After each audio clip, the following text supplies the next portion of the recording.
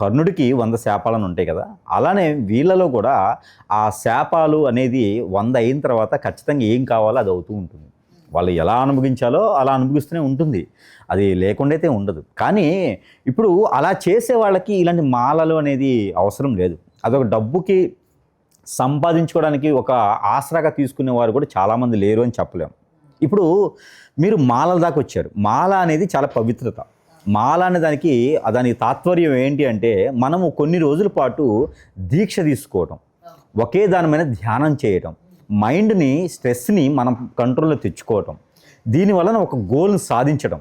మాల వేసుకోవడం అంటే సామాన్యమైన విషయం కాదు, దాన్ని పాటించడం సామాన్యం కాదు. ఆయన బూతులు కూడా మాట్లాడేస్తూ ఉంటారు. అసలు దేనికి వేసుకోవాలి మాల? దేనికి వేసుకోవాలంటే మనకి ఏదైనా గోల్ ఉంటుంది. ఎంత పని చేసినా ఆ గోల్కి మనం పూర్తి చేయలేకపోతున్నాం. దాన్ని ఎంత చేసినా అవ్వట్లేదు. మనకి ఏదో అడ్డం పడి లాగుతుంది, వెనక్కి నెడుతుంది. అది ఏదైనా కావచ్చు, శత్రువులు కావచ్చు, మిత్రులు కావచ్చు, లేదా ఏదైనా చెడు ప్రయత్నాలు కావచ్చు, లేదా గ్రహాల అనుకూలత లేకపోయి ఉండొచ్చు, నా దరిద్రం బాగలేకుండొచ్చు, లేదా టైం బాగలేకపోయి ఉండొచ్చు, ఇలా ఏదైనా కారణం కావచ్చు, ఈ బాధ్యతలు కావచ్చు, డబ్బు లేని తత్వం కావచ్చు. ఈ కారణాల వల్ల ఆ గోల్ క్యాచ్ చేయలేకపోతాం. ఆ గోల్ క్యాచ్ చేయాలంటే అన్ని రకాల మార్గాలు మూసుకుపోయిన తర్వాత ఒక మార్గం ఉంటుంది, అదే దీక్ష.